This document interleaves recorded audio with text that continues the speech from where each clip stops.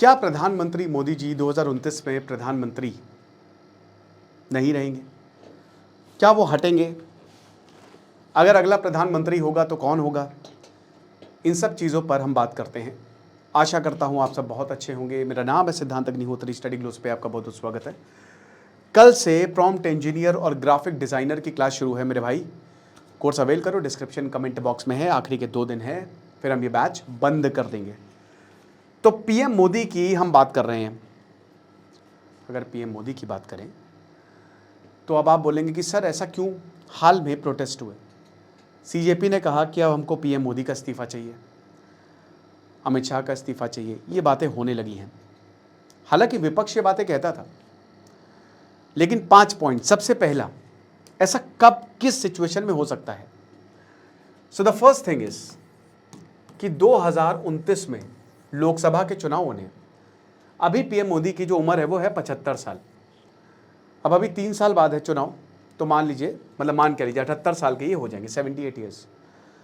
अब 78 ईयर्स दुनिया भर के लीडर्स भी हैं, बहुत सारे लीडर्स। असली पॉलिटिक्स, मतलब अजीब व गरीब बात यह है कि अगर आप 50-55 साल के हैं तो राजनीति में आपको यंग बोला जाता है।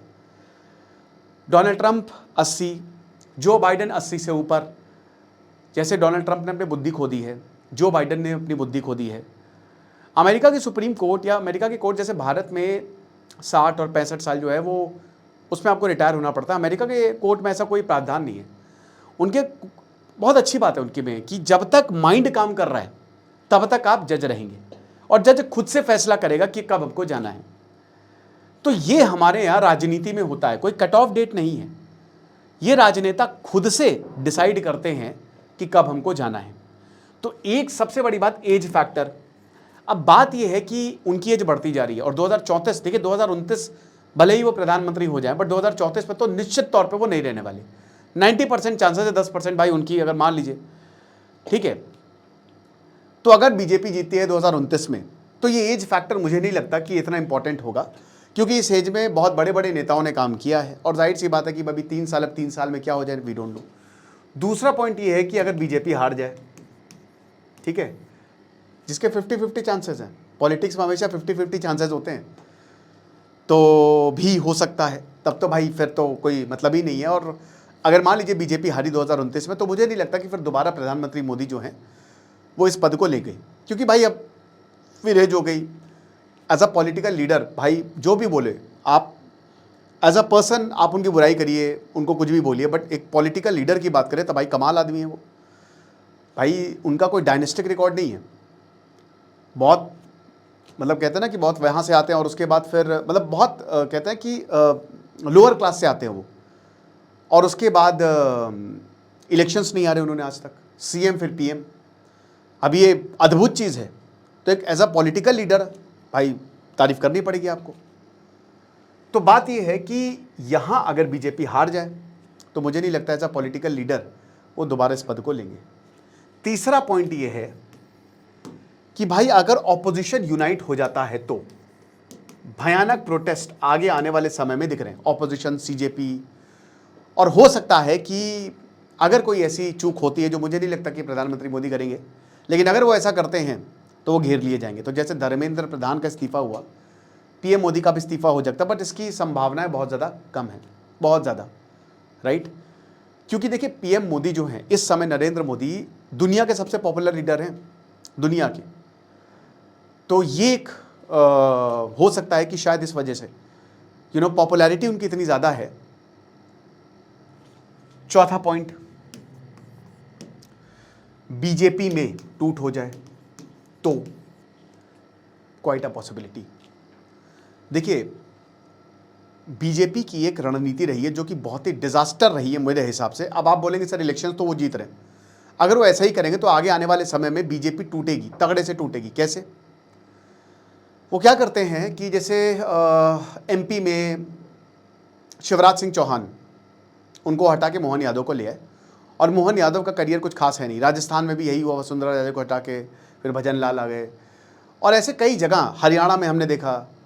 तो बात ये है कि कई जगह जो है, यहाँ पे बीजेपी ने क्या किया है कि बीजेपी ने सीएम को हटा दिया, सिटिंग सीएम जो इतने लंबे समय से था, और अपने लोगों को, मतलब अपने लोगों भी क्या, पर्ची सिस्टम है। बट ये पर्ची सिस्टम क्या है?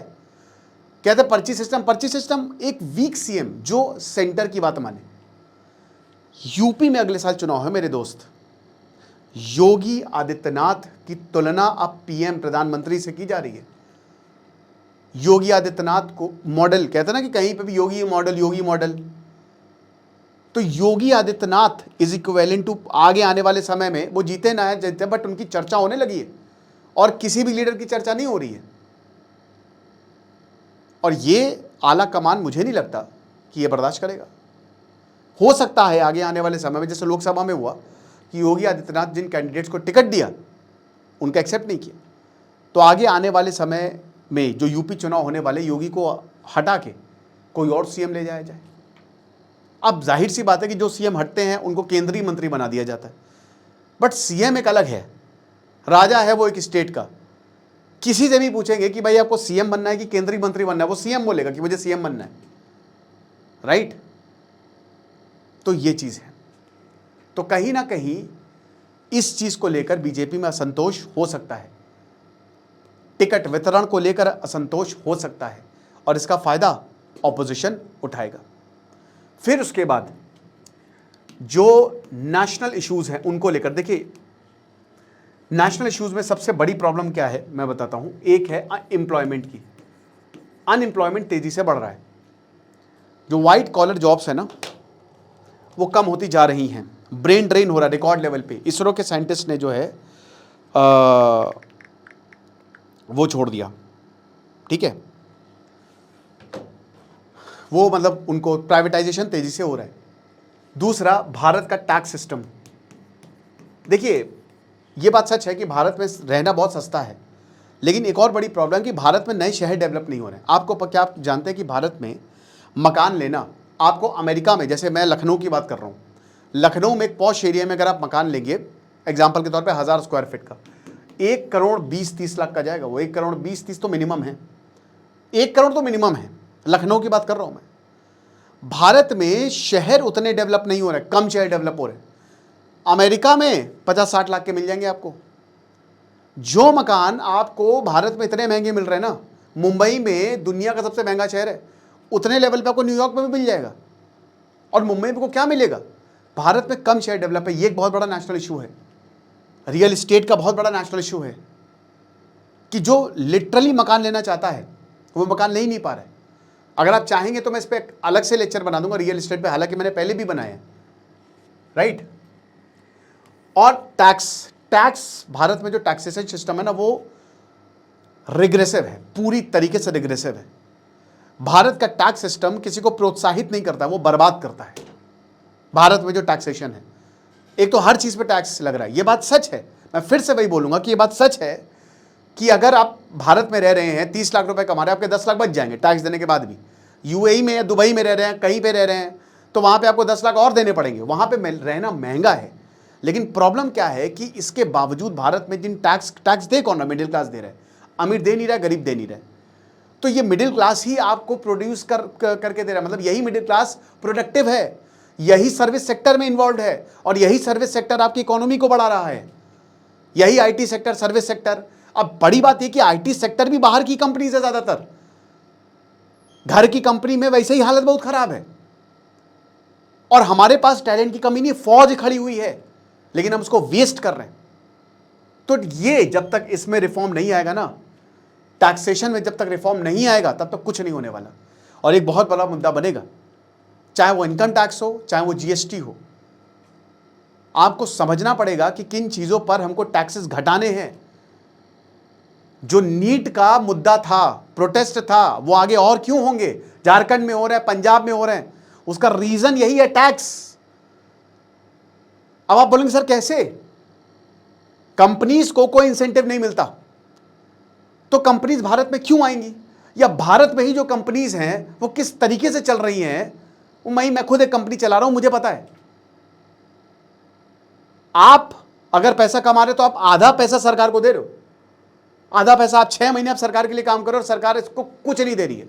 एक पुलिस स्टेशन में भी जाओगे ना, या कहीं कंप्लेन भी तुम्हारी हो जाए, कहीं कंप्लेन के लिए जाओगे, ये तो पैसा सरकार को दो, पर रिश्वत तो अलग। जो रिश्वत अव्वल दर्जे की आपको देनी पड़ती है, छोटे से छोटा काम कराने के लिए, छोटे से छोटा काम कराने के लिए रिश्वत देनी पड़ती है। कैसे काम होगा भाई?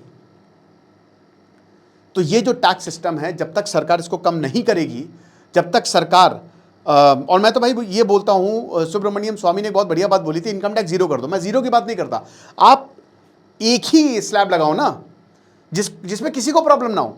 2 स्लैब रखो मैक्सिमम, इतनी स्लैब रखी है, किसी को कोई मतलब नहीं। मुद्दा यही है कि जब अगर रोजगार नहीं होगा तो हमारा युवा फ्रस्ट्रेट होगा और वो सड़कों पर आएगा। सरकारी जॉब भूल जाइए, सरकारी जॉब के अंदर के हालात इतने खराब है ना, इतने खराब है। मैं ऐसे बहुत स्टूडेंट्स को जानता हूं जिनका सरकारी जॉब में हो गया और आज वो रो रहे हैं कि भैया परेशान, सरकारी सेक्टर लॉस में है यार।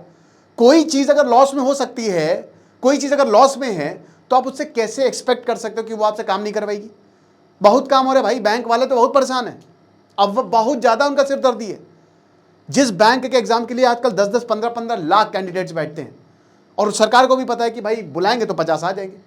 रोजगार डेवलप करो, रोजगार, और वो आप कर सकते हो। आज अगर भारत में कंपनी सर्वाइव कर रही है तो अपनी कैपेबिलिटी की वजह से कर रही है, सरकार को उसमें कोई खास योगदान नहीं है।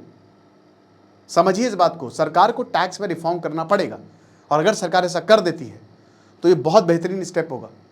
जो भी सरकार ऐसा करेगी ना तो बहुत बेहतरीन, तो ये एक बहुत बड़ा इशू रहेगा, ये नेशनल इशू में आएगा। समझ रहे आप? तो और दूसरा भाई देखो, तीसरा स्टैंडर्ड ऑफ लिविंग। अब स्टैंडर्ड ऑफ लिविंग भी एक बहुत बड़ा इशू बनेगा आगे जाके। पॉल्यूशन लगातार बढ़ता जा रहा है, बारिश आती है, रोड छोड़िए शहर के शहर बह जा रहे हैं, आसाम में फ्लड्स आ गए। तो भाई जो स्टैंडर्ड ऑफ लिविंग है ना, वो हमारी उस लेवल की है नहीं। भारत में आपको 7-8 भारत दिख जाएंगे, एक भारत नहीं है। एक भारत बहुत प्रॉस्पेरस है, दूसरा भारत भयंकर गरीब है कि खाने के लाले पड़े हुए हैं, है ना। तीसरा भारत इनके बीच का है जो सरवाइव करने की कोशिश कर रहा है। तो सरकार को सारे भारत को साथ लेके चलना पड़ेगा, और जब भी इनमें से कोई भी भारत गुस्सा होगा, लॉलीपॉप थमा दो, आईडेक्स मिलिए, काम पे चलिए। तो ये कुछ नेशनल इश्यूज हैं जिनमें जो आगे जाके बड़े बनेंगे। और अगर भाई देखो, वोट जो पड़ रहे हैं ना, वोट पड़ते किस पे हैं? इलेक्शन होंगे, वोट किस पे पड़ते हैं? आपको मैनिपुलेट किया जाता है, आपको मैनिपुलेट किया जाता है। एग्जाम्पल के तौर पे जैसे मान लीजिए कि आप हैं, अब आपको पैसे कमाने हैं, इंस्टेड कि वो आपको सिखाएं कि पैसे कैसे कमाया जाता है, आपको पैसे पकड़ा दिए जाते हैं भिखारी की तरह कि लो 100 रुपये पकड़ो, ऐश करो, जाओ बेटा। शराब है ना, शराब की दुकानें 5-6 खुलवाएंगे, मस्त रहो यार, शराब बिकवाएंगे ना तुम्हारी, शराब खूब पियो पियो, इतना पियो कि मर जाओ, गिर जाओ, फिर उठो, फिर बोलो कि कहाँ है मेरा प्याला। खत्म। सरकार वो चीजें कर रही है, वो चीजें आपको वादे कर रही है जिसकी उतनी नीड नहीं है, जिसकी नीड नहीं है उसकी बात हो नहीं रही है। क्यों? क्योंकि लोग सवाल नहीं पूछ रहे हैं। और लोग सवाल क्यों नहीं पूछ रहे हैं? क्योंकि लोगों को लगता ही नहीं, लोग इतना डीप थिंक करते ही नहीं कि अच्छा असली प्रॉब्लम तो ये है, असली प्रॉब्लम तो गांव में अच्छे स्कूल नहीं है, असली प्रॉब्लम तो गांव में सही रोड्स नहीं है। उनको खुश है कि भैया हाँ पैसे हो जाए, या हमारा किसान का जो हमारा लोन है वो माफ हो गया तो कमाल हो गया। प्रॉब्लम ये है ही नहीं। और भाई देखो, नेता इन सारी चीज़ों को बहुत बढ़िया तरीके से मैनिपुलेट करते हैं, इस पे वोट पड़ते हैं। प्रशांत किशोर बिहार में वो बंदा साइंटिस्ट को खड़ा कर दिया, डॉक्टर्स को खड़ा कर दिया, पुलिस को खड़ा कर दिया, भरत तिवारी का इनकाउंटर हो गया। जब एक वोट नहीं मिले प्रशांत किशोर को, जब आप ऐसे लोगों को चुन के भेजोगे तो आप उनसे क्या एक्सपेक्ट करोगे कि वो क्या आपके लिए बहुत बढ़िया काम करेंगे? वो ऐसे ही काम करेंगे मेरे भाई। तुम्हारे पास चॉइस है, इलेक्शन में चॉइस सबके पास होती है। तो ये कुछ पॉइंट्स हैं जिसकी वजह से मुझे लगता है कि पीएम मोदी, अगर इन इश्यूज पर बात हुई तो शायद पीएम मोदी जो हैं 2029 में पीएम नहीं रहेंगे। बट मुझे ऐसा लगता है कि अगर बीजेपी जीती तो 90% चांसेस हैं कि पीएम मोदी ही, क्योंकि भाई वो लीडर बड़े हैं, उनकी पॉपुलैरिटी बहुत ज़्यादा है। 2014 में तो उनके नाम पे वोट पड़े थे। मतलब कुछ कैंडिडेट्स, अभी भी कुछ कैंडिडेट्स तो ऐसे हैं होम फ्रॉम वर्क कि मतलब उनको वोट ही क्यों मिल रहे हैं। बट जो है सो है। कुछ नहीं, पढ़ते रहिए। जैसे सिद्धांत अग्निहोत्री, साइनिंग ऑफ।